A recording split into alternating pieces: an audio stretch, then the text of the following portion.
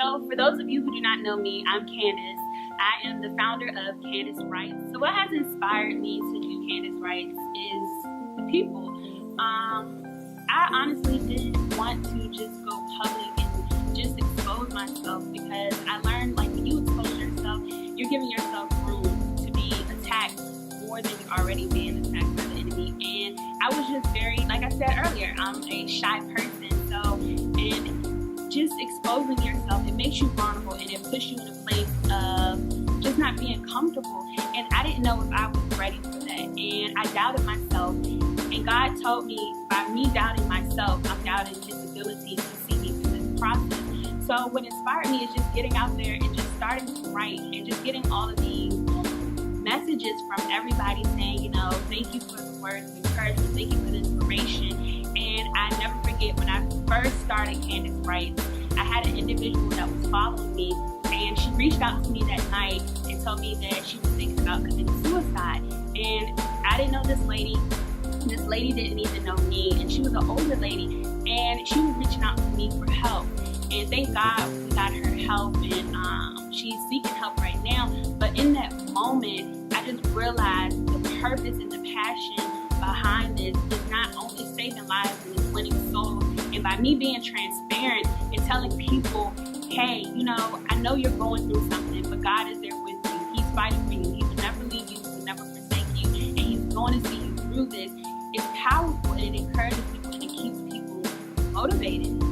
So what I've learned so far on this journey is that honestly, it's not about Candace. It's not about how Candace feels. It's just not about me. It's about God. And when people look at my work and when people see Candace, I don't want them to see Candace. I want them to see Christ working through Candace. Because Candace doesn't have a heaven or hell to place anyone in.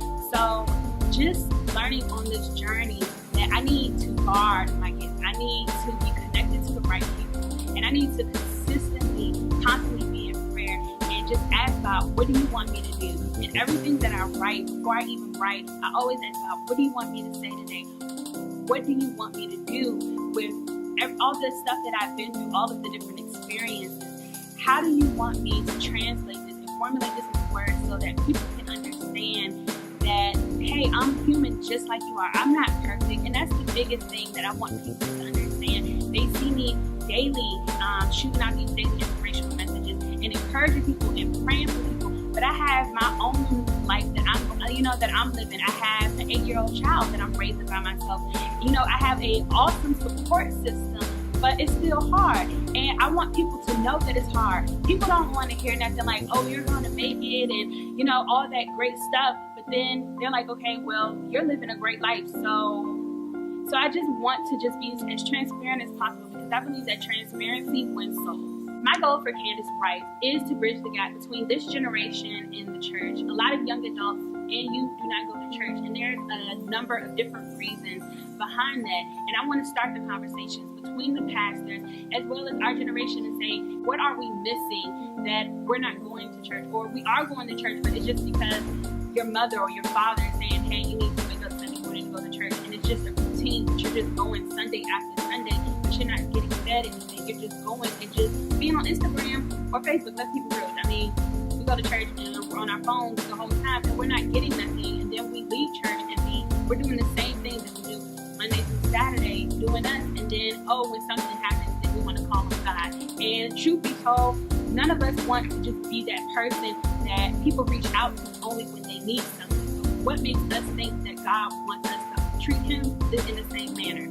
So I just want to start the conversation, because at the end of the day, God is the one who fixes us every day. So I just want to leave you all with something. So to all of my kings and queens out there, I just want you to remember Jeremiah 29:11. He says that our future is good, and the plans that He has for us is to give us a hope and a good future. So whatever you have gone through thus far, and whatever you will continue to go through, all of it is going to work out for your good in the end. So do not let your past determine your future, because He already told us